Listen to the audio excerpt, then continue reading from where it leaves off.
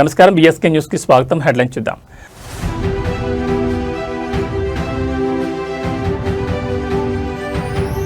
బెంగాల్ సీఎంగా సువేందు అధికారి ప్రమాణ స్వీకారం. మోదీ, చంద్రబాబు హాజరు.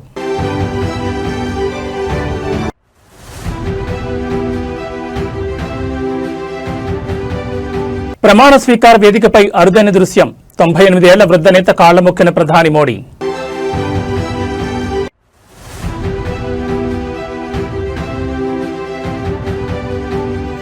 కోల్కతా ఎయిర్పోర్టులో రాజకీయ కోలాహలం. చంద్రబాబును కలిసిన గుజరాత్ సీఎం భూపేంద్ర పటేల్.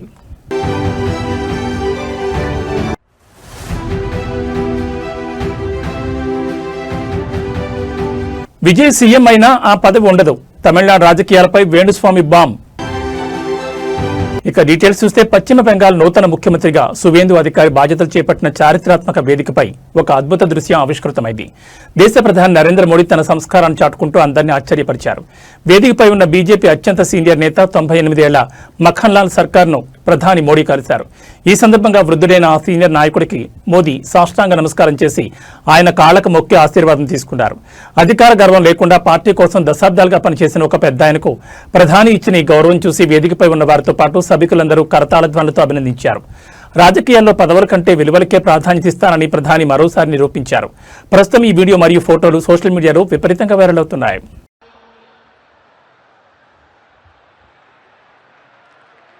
শিলিগুড়ি নিবাসী শ্রী মাখনলাল সরকার সবরই প্রতীক্ষার মতো দীর্ঘ প্রতীক্ষা ভারত কেশরী ডক্টর শ্যামাপ্রসাদ মুখার্জি, যিনি ভারতের সংবিধান এবং ভারতবর্ষের অখণ্ডতার জন্য এই বাংলায় জন্মগ্রহণ করে নিজের প্রাণ দিয়েছিলেন, যাকে কাশ্মীরের জেলে রহস্যজনকভাবে কার্যত খুন করা হয়েছিল এবং তার সেই যাত্রার যিনি সহযোগী ছিলেন সেই মাখনলাল সরকার 97 বছর বয়স হয়েছে তার, তিনিও আজকের দিনে আমাদের এখানে এসে উপস্থিত হয়েছেন। শ্রী মাখনলাল সরকার তারপরে দিল্লিতে একটি দেশাত্মবোধক গান গাওয়ার জন্য দিল্লি পুলিশ তাকে গ্রেপ্তার করে। কংগ্রেসের সরকার নিয়ে যাওয়া হয় বিচারালয়ে। বিচারপতি বলেন তার উকিলের পরামর্শে যে ক্ষমা চান। కాషాయమయమైన కోల్కతా సాక్షిగా సువేందు అధికారి పశ్చిమ బెంగాల్ ముఖ్యమంత్రిగా బాధ్యతలు చేపట్టారు. బ్రిగేడ్ పరేడ్ గ్రౌండ్ లో జరిగిన ఈ వేడుకకు దేశం నలుమూల నుంచి ప్రముఖులు తరలివచ్చారు. ప్రధాని నరేంద్ర మోడీ సమక్షంలో సువేందు అధికారి ప్రమాణ స్వీకారం చేయగా ఈ చారిత్రాత్మక క్షణాన్ని వీక్షించేందుకు లక్షలాది మంది కార్యకర్తలు తరలివచ్చారు. ఈ కార్యక్రమానికి కేంద్ర మంత్రులు అమిత్ షా, రాజ్నాథ్ సింగ్, నితిన్ గడ్కరీతో పాటు తెలుగు రాష్ట్రాల నుంచి కేంద్ర మంత్రి కింజరపు రామ్మోహన్ నాయుడు, ఆంధ్రప్రదేశ్ ముఖ్యమంత్రి చంద్రబాబు నాయుడు కూడా హాజరయ్యారు. అలాగే గుజరాత్ సీఎం భూపేంద్ర పటేల్ సహా పలు రాష్ట్రాల ముఖ్యమంత్రులు ఈ వేడుకల్లో పాల్పంచుకున్నారు. ఇటీవల జరిగిన శాసనసభ ఎన్నికల్లో తృణమూల్ కాంగ్రెస్ పై బీజేపీ సాధించిన భారీ విజయం బెంగాల్ రాజకీయ గమనాన్ని పూర్తిగా మార్చేసింది. సువేందు అధికారి నాయకత్వంలో బెంగాల్ అభివృద్ధి పదంలో దూసుకుపోతుందని బీజేపీ శ్రేణులు ధీమా వ్యక్తం చేస్తున్నాయి.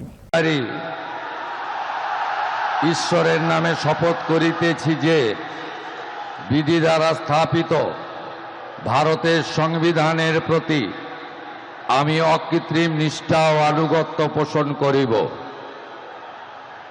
আমি ভারতের সার্বভৌমত্ব ও অখণ্ডতা রক্ষা করিব। পশ্চিমবঙ্গ রাজ্যের মুখ্যমন্ত্রী রূপে আমার কর্তব্যসমূহ নিষ্ঠাপূর্বক এবং বিবেকসম্মতভাবে নির্বাহ করিব এবং ভয় বা পক্ষপাত, প্রীতি বা বিদ্বেষ রহিত হইয়া সকল শ্রেণীর জনগণের প্রতি সংবিধান ও বিধি অনুসারে ন্যায়াচরণ করিব। ఆంధ్రప్రదేశ్ ముఖ్యమంత్రి చంద్రబాబు నాయుడు నేడు కోల్కతా పర్యటనలో ఉన్నారు. పశ్చిమ బెంగాల్లో కొత్త ప్రభుత్వ ఏర్పాటు మరియు ముఖ్యమంత్రి ప్రమాణ స్వీకార కార్యక్రమానికి ఆయన హాజరయ్యారు. కోల్కతా ఎయిర్పోర్టుకు చేరుకున్న ముఖ్యమంత్రి చంద్రబాబు నాయుడుకి కేంద్ర పౌర విమానయాన శాఖ మంత్రి కింజరపు రామ్మోహన్ నాయుడు, పలువురు ఎంపీలు, పశ్చిమ బెంగాల్లోని కీలక రాజకీయ నేతలు మరియు ఉన్నతాధికారులు సాదరంగా స్వాగతం పలికారు. అదే సమయంలో విమానాశ్రయంలో ఉన్న గుజరాత్ ముఖ్యమంత్రి భూపేంద్ర పటేల్ చంద్రబాబు నాయుడిని మర్యాదపూర్వకంగా కలిశారు. ఈ సందర్భంగా ఇరువురు ముఖ్యమంత్రులు కొద్దిసేపు చర్చించుకున్నారు. పశ్చిమ బెంగాల్ అసెంబ్లీ ఎన్నికల్లో భారతీయ జనతా పార్టీ చారిత్రాత్మక విజయాన్ని సాధించిన సంగతి తెలిసిందే. పశ్చిమ బెంగాల్ తొలి బీజేపీ ముఖ్యమంత్రిగా సువేందు అధికారి ప్రమాణ స్వీకారం చేశారు. ఈ వేడుకకు ప్రధాని నరేంద్ర మోడీ, కేంద్ర హోంమంత్రి అమిత్ షాతో పాటు ఎన్డీఏ కూటమిలోని వివిధ రాష్ట్రాల ముఖ్యమంత్రులు హాజరయ్యారు.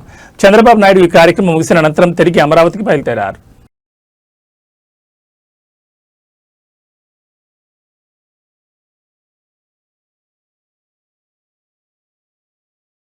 తెలంగాణలో లా అండ్ ఆర్డర్ అంశం ఇప్పుడు రాజకీయ శాఖలు రేపుతోంది. కాంగ్రెస్ ప్రభుత్వం అధికారంలోకి వచ్చిన నాటి నుంచి ప్రజా సమస్యల పరిష్కారం కంటే ప్రశ్నించే గొంతులను నొక్కడమే లక్ష్యంగా పెట్టుకుందని ప్రతిపక్షాలు తీవ్రస్థాయిలో విమర్శలు గుప్పిస్తున్నాయి.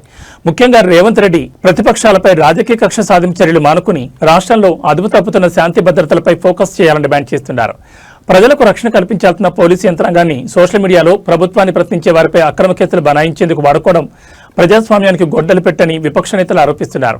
ఇప్పటికైనా గాడి తప్పిన లా అండ్ ఆర్డర్ మీద దృష్టి పెట్టండి, ప్రతిపక్షాల మీద కాదు అంటూ సోషల్ మీడియా వేదికగా విమర్శలు వెలువెత్తున్నాయి. రాష్ట్రంలో జరుగుతున్న నేరాలను అదుపు చేయడంలో విఫలమవుతూ కేవలం రాజకీయ ప్రయోజనాల కోసం పోలీసులను వాడుకోవడం సరికాదనే చర్చ జోరుగా సాగుతోంది. పాపం పోలీసు వాళ్ళని మిస్యూజ్ చేసుకుంటున్నారు, బాధేస్తున్నది.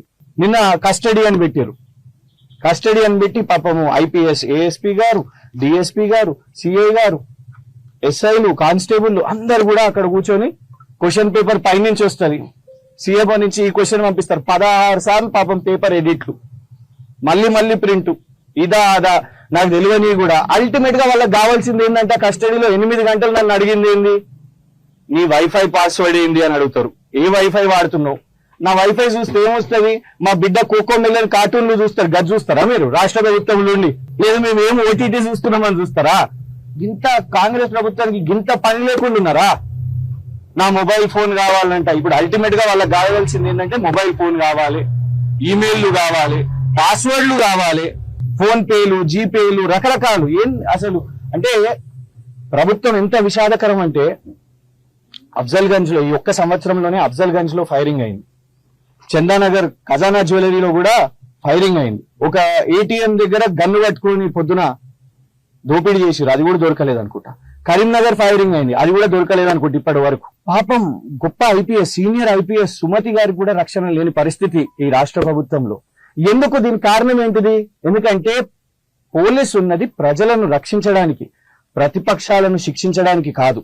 పోలీసులందరూ కూడా ఇప్పుడు చూడండి, ఒక జిల్లా నిర్మల్ జిల్లా ఏఎస్పీ గారు, డిఎస్పీ గారు, సిఐ గారు, ఎస్ఐలు, కానిస్టేబుల్ మొత్తము నా మీద ఫోకస్ చేస్తే, నా ట్విట్టర్, ఇన్స్టాగ్రామ్, సోషల్ మీడియా మీద గంటలు దినాలు ఫోకస్ చేస్తే రాష్ట్రం యొక్క లా అండ్ ఆర్డర్ ఎవరు చూసుకుంటారు? హోంమంత్రి గారు రేవంత్ రెడ్డి గారు. మిమ్మల్ని అడుగుతున్నా, you are wasting the time, the precious time of the state, you are wasting the time of the police services. వాళ్ళు వచ్చింది, పోలీసులందరూ కూడా వచ్చింది ఒక ప్యాషన్ తో వస్తారు, ప్రజలకు సేవ చేయడానికి వస్తారు. పాపము సిఐ గారితో, నిర్మల్ సిఐ గారితో కూర్చున్నప్పుడు చూస్తున్నా, నిన్న ఒక్క రోజులోనే ఒక 4 సంవత్సరాల అబ్బాయి మీద కారు, ఒక మహిళ కిడ్నాపింగ్ కేసు, బైన్సాల్ ఏదో ఇష్యూ, ఇన్ని ఇష్యూలు. కానీ ఆయన డ్యూటీ అంతా పాపం నా చుట్టూ. కరీంనగర్ లో హైటెన్షన్ నెలకొంది. మాజీ మంత్రి ఎమ్మెల్యే గంగుల కమలాకర్ ను పోలీసులు అరెస్ట్ చేశారు. ఎమ్మెల్యే పాడి కౌశిక్ రెడ్డి ఆఫీస్ పై దాడికి నిరసనగా బీఆర్ఎస్ పిలుపునిచ్చిన కరీంనగర్ బంద్ ఉద్రిక్తతలకు దారితీసింది. గంగుల నివాసం వద్ద పోలీసులకు బీఆర్ఎస్ కార్యకర్తలకు మధ్య జరిగిన తోపులాటలో నగరం అట్టుడుగుతోంది.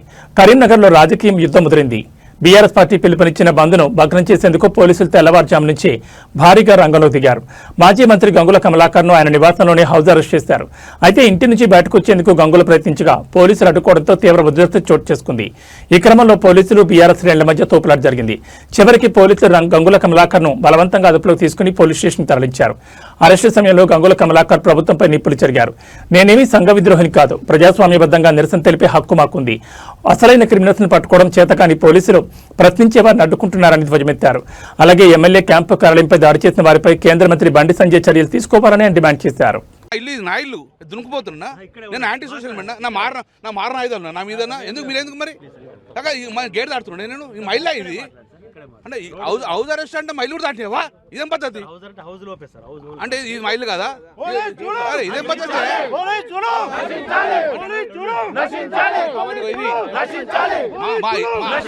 ఇది మా ఇల్లు కూడా బంద్లో పాల్గొంటాం, బంద్లో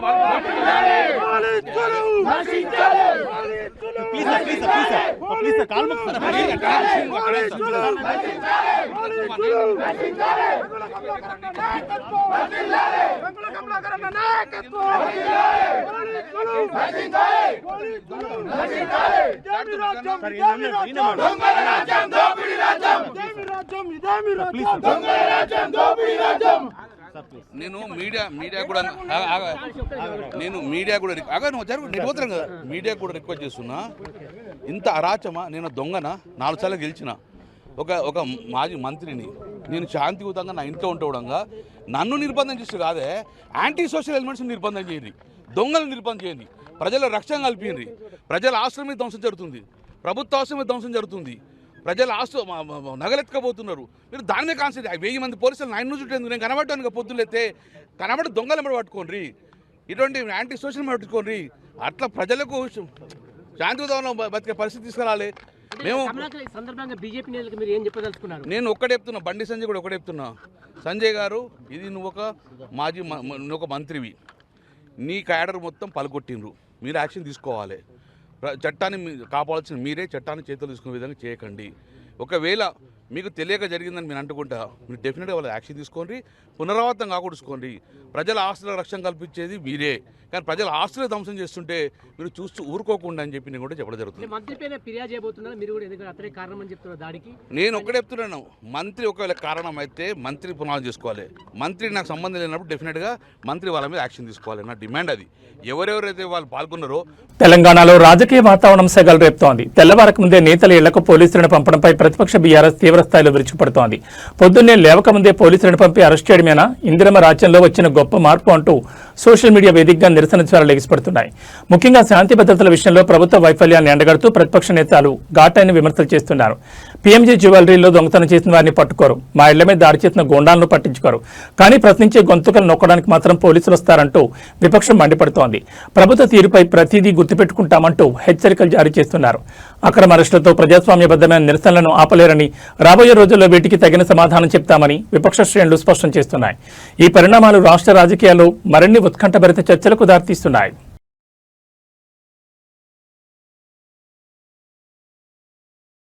తమిళ స్టార్ విజయ్ రాజకీయాల్లోకి ప్రవేశించి తమిళిగా వెట్రి కళగం పార్టీని స్థాపించిన సంగతి తెలిసిందే. అయితే విజయ్ రాజకీయ భవిష్యత్పై ప్రముఖ జ్యోతిష్యుడు వేణుస్వామి తాజాగా చేసిన జోస్యం ఇప్పుడు నెట్టింట వైరల్ అవుతోంది. విజయ్ జాతకంలో నటి త్రిష ప్రభావంపై వేణుస్వామి కీలక వ్యాఖ్యలు చేశారు. త్రిష కనుక విజయ్ జీవితంలో లేకుండా ఉండుంటే ఆయన జాతకం మరోలా ఉండేదని పేర్కొన్నారు. అంతేకాదు, ఒకవేళ విజయ్ ముఖ్యమంత్రి అయినా ఆ పదవిలో ఆయన ఎక్కువ కాలం కొనసాగలేరని బాంబు పేల్చారు. విజయ్ సీఎం అయిన 6 నెలలు లేదా ఏడాదిలోపు తమిళనాడులో మళ్లీ ఎన్నికలు వచ్చే అవకాశం ఉందని ఆయన జోస్యం చెప్పారు. మరోవైపు పశ్చిమ బెంగాల్ రాజకీయాలపై కూడా వేణుస్వామి ఆసక్తికర వ్యాఖ్యలు చేశారు. బెంగాల్లో ఒకవేళ బీజేపీ అభ్యర్థి సీఎం అయినా అక్కడ పరిస్థితులు చక్కబడకపోవచ్చని, రాష్ట్రపతి పాలన వచ్చే అవకాశం ఉందని అంచనా వేశారు. ఎప్పుడూ ఏదో ఒక వివాదాస్పద వ్యాఖ్యలతో వార్తల్లో ఉండే వేణుస్వామి ఇప్పుడు ఏకంగా 2 అగ్రనేతల భవిష్యత్పై ఇలాంటి కామెంట్స్ చేయడం చర్చనీయాంశంగా మారింది. ఓం నమో వెంకటేశాయ. 2026 అంటే ఈ సంవత్సరము మే 25వ తేదీ నుండి తమిళ సాంప్రదాయం ప్రకారము జూన్ 2వ తేదీ అంటే వచ్చిన 2వ తేదీ మన సాంప్రదాయం ప్రకారము గురు మార్పు, గురు పైచి అనేది కనిపిస్తూ ఉంది. మనకు మిథున రాశి నుండి కర్కాటక రాశిలోకి ప్రవేశము మరియు సెప్టెంబర్లో కర్కాటక రాశి నుండి సింహరాశి ప్రవేశము అనేటువంటిది కనిపిస్తూ ఉంది. సో దీనికి సంబంధించి గురువు అతిచారంలోకి వెళ్తూ ఉన్నాడు. గత వీడియోలో నేను చెప్పినట్టుగా పెను సంచలనాలు నమోదయ్యేటువంటి అవకాశాలు కనిపిస్తున్నాయని చెప్పడం జరిగింది. దాని ప్రకారమే గత 5 రాష్ట్రాల ఎన్నికలను కనుక గమనించినట్లయితే బెంగాల్ మరియు తమిళనాడు కాంట్రవర్సీస్ మనం చూస్తూ ఉన్నాము. సో విజయ్ జాతక రీత్యా అలాగే విజయ్ త్రిష కాంబినేషన్ కనుక తీసుకున్నట్లయితే వాళ్ళ కాంబినేషన్ ఏకనాడి కాంబినేషన్ అయ్యింది. కాబట్టి ఒకవేళ త్రిష లేకుండా ఉంటే విజయ్ యొక్క రిజల్ట్ వేరే రకంగా ఉండేది. బట్ విజయ్ జాతక రీత్యా కనుక గమనించినట్లయితే తమిళనాడు రాష్ట్ర జాతక రీత్యా గమనించినట్లయితే ఒకవేళ విజయ్ సీఎం అయినప్పటికీ కూడా ఖచ్చితంగా తమిళనాడులో మళ్ళీ ఎలక్షన్లు వచ్చేటువంటి అవకాశాలు 100కి 1000% కనిపిస్తూ ఉన్నాయి. అంటే రాజకీయ ప్రభుత్వ అస్థిరత అనేటువంటిది తమిళనాడు రాష్ట్రంలో ఖచ్చితంగా కనిపిస్తూ ఉంది గురువు మార్పు వల్ల. ఎందుకంటే గురువు మారినటువంటి రాశిని బట్టి తీసుకుంటే, రాష్ట్రం యొక్క రాశిని బట్టి తీసుకుంటే పెను సంచలనాలు ఆ గురువుకు సంబంధించినటువంటి రాష్ట్రాలలో ఏర్పడేటువంటి అవకాశాలు కనిపిస్తూ ఉన్నాయి. దాని కారణం చేత తమిళనాడు రాష్ట్రంలో ఖచ్చితంగా మళ్ళీ తిరిగి ఎలక్షన్లు వచ్చేటువంటి అవకాశం కనిపిస్తూ ఉంది. అది ఇంకొక సంవత్సరం తర్వాత అవ్వచ్చు, లేదా 6 నెలల్లో అవ్వచ్చు, లేదా నెల తర్వాత అవ్వచ్చు. కానీ ఖచ్చితంగా మళ్ళీ ఎన్నికలు తమిళనాడు రాష్ట్రంలో జరిగేటువంటి అవకాశాలు 100కి 1000% కనిపిస్తూ ఉన్నాయి. ఇది ఫస్ట్ ప్రయారిటీ.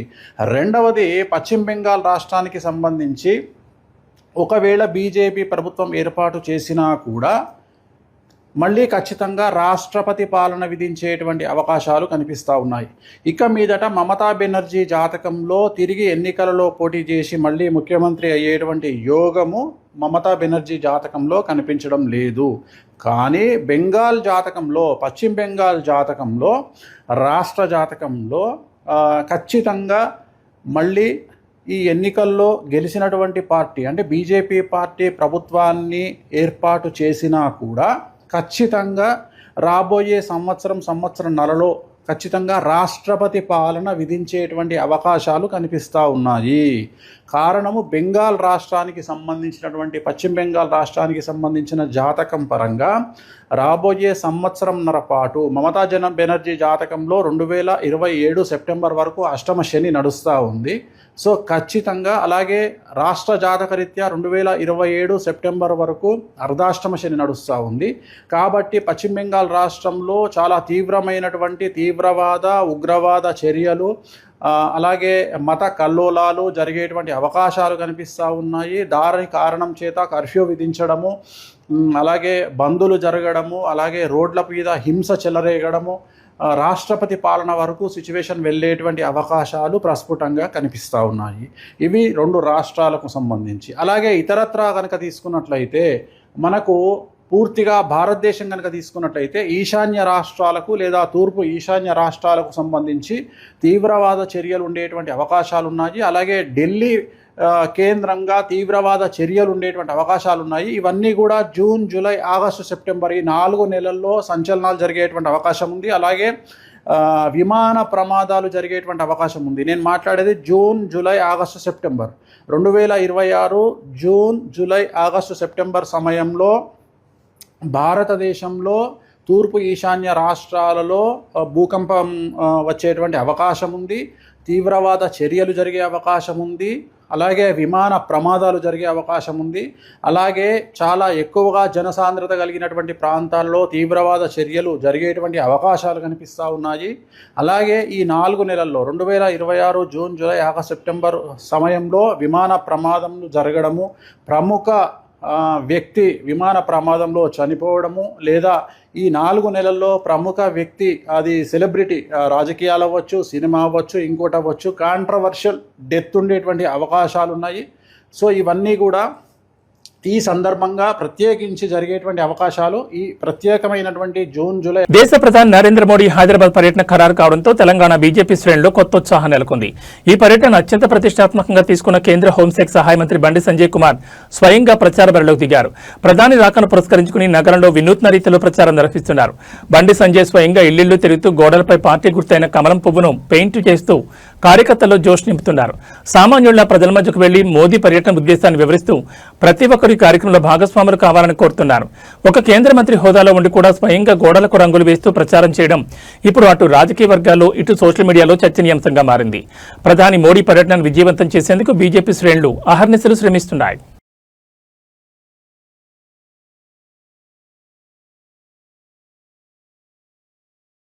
ఒంగోలు నగరంలో శుక్రవారం అర్ధరాత్రి సమయంలో స్వల్ప భూప్రకంపనలు చోటు చేసుకున్నాయి.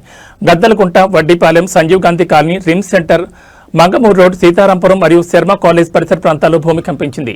గాఢ నిద్రలో ఉన్న ప్రజలు ఒక్కసారిగా భారీ శబ్దం రావడంతో పాటు తలుపులు, కిటికీలు మరియు ఫ్యాన్లు ఊగడంతో ఉలిక్కిపడి లేచారు. భూకంపం వచ్చిందన్న భయంతో ఆబాలగోపాలం రోడ్లపై పరుగులు తీశారు. దాదాపు 2 సెకన్ల పాటు ఈ ప్రకంపనల ప్రభావం ఉన్నట్లు స్థానికులు చెబుతున్నారు. గతంలో కూడా ఇదే సమయంలో ప్రకంపనలు రావడం ఇప్పుడు ప్రజల్లో మరింత ఆందోళన కలిగిస్తోంది. ప్రస్తుతానికి ఎలాంటి ప్రాణ ఆస్తి నష్టం జరగలేదని సమాచారం. ఇటీవల కురుతున్న భారీ వర్షాల కారణంగా భూగర్భ పొరల్లో ఏర్పడిన మార్పుల వల్ల ఇలాంటి స్వల్ప కంపనాలు వచ్చే అవకాశం ఉందని కొందరు భావిస్తుండగా దీనిపై భూగర్భ శాస్త్రవేత్తల నుంచి అధికారిక ప్రకటన రావాల్సి ఉంది.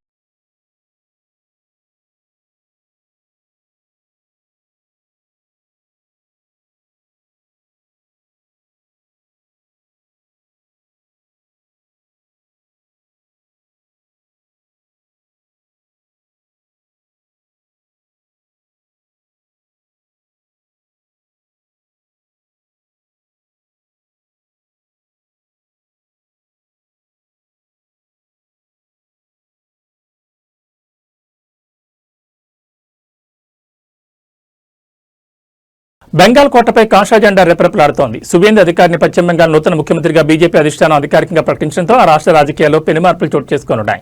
కోల్కతాలో జరిగిన బీజేపీ శాసనసభాపక్ష సమావేశంలో ఎమ్మెల్యేలందరూ ఏకగ్రీవంగా సువేందును తమ నాయకుడిగా ఎన్నుకున్నారు.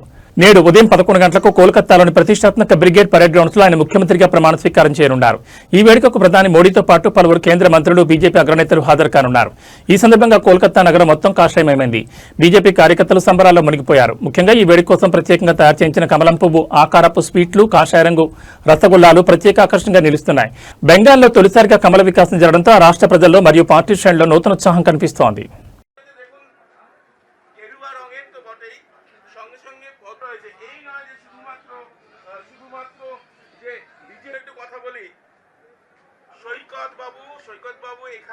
Tollywood sensation rowdy star Vijay Deverakonda ఈ రోజు తన పుట్టినరోజును జరుపుకుంటున్నారు. ఈ సందర్భంగా ఆయన అభిమానులకు అదిరిపోయే గిఫ్ట్ ఇచ్చారు. రౌడీ జనార్దన్ చిత్రం బృందం విజయ్ దేవరకొండ హీరోగా నటిస్తున్న ఈ క్రేజీ ప్రాజెక్ట్ నుండి ఈ రోజు పవర్ఫుల్ బర్త్డే పోస్టర్ విడుదల చేశారు. ప్రపంచంతో పోరాడతాడు, ప్రేమకు లొంగిపోతాడు అనే క్యాప్షన్ తో వచ్చిన ఈ పోస్టర్ సోషల్ మీడియాలో సెన్సేషన్ క్రియేట్ చేస్తోంది. ఈ పోస్టర్ లో విజయ్ లుక్ చాలా కొత్తగా, ఇంటెన్సివ్ గా ఉంది. ప్రపంచాన్ని ఎదిరించే ధైర్యం, ప్రేయసి ముందు ఒదిగిపోయే నైజం ఉన్న పాత్రలో విజయ్ కనిపించనున్నారని ఈ ట్యాగ్ లైన్ ద్వారా అర్థమవుతోంది. త్వరలోనే ఈ సినిమాకు సంబంధించిన మరిన్ని వివరాలు వెల్లడి కానున్నాయి. ఒకవైపు ఖుషి సినిమా సక్సెస్ ఎంజాయ్ చేస్తూనే మరోవైపు రౌడీ జనార్దన్తో మాస్ ఆడియన్స్ ను పలకరించేందుకు విజయ్ సిద్ధమవుతున్నారు.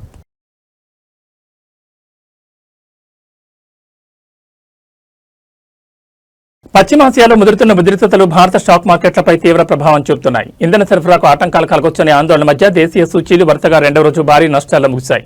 అంతర్జాతీయ మార్కెట్ల నుంచి వచ్చిన ప్రతికూల సంకేతాలకు తోడు విదేశీ సంస్థాగత మదుపర్లు పెద్ద ఎత్తున అమ్మకాలకు మొగ్గు చూపడం మార్కెట్ సెంటిమెంట్ ను దెబ్బతీసింది. ముడి చమురు ధరలు మళ్లీ భగ్గుమంటున్నాయి. బ్రెంట్ ముడి చమురు 1% పెరిగి ప్రస్తుతం $101.01 వద్ద ట్రేడ్ అవుతోంది. మరోవైపు డాలర్తో పోలిస్తే రూపాయి విలువ 71 పైసలు క్షీణించి 93.51 వద్ద ముగిసింది. ఈ పరిణామాల వల్ల బీఎస్ఈలో నమోదిత కంపెనీల మార్కెట్ విలువ 1.51 లక్షల కోట్లు తగ్గి 473.46 లక్షల కోట్లకు పడిపోయింది. నేడు ఉదయం నుంచే నష్టాల్లో ప్రారంభమైన సెన్సెక్స్ ఒక దశలో 77,146 పాయింట్ల కనిష్టానికి పడిపోయింది. చివరికి 516.33 పాయింట్లు కోల్పోయి 77,328 వద్ద స్థిరపడింది. అటు నిఫ్టీ కూడా 150.50 పాయింట్లు నష్టపోయి 24,176 వద్ద ముగిసింది. ముడి చమురు ధరలు పెరగడం మరియు విదేశీ పెట్టుబడులు తరలిపోతుండడం ఇన్వెస్టర్లను కలవరపెడుతోంది.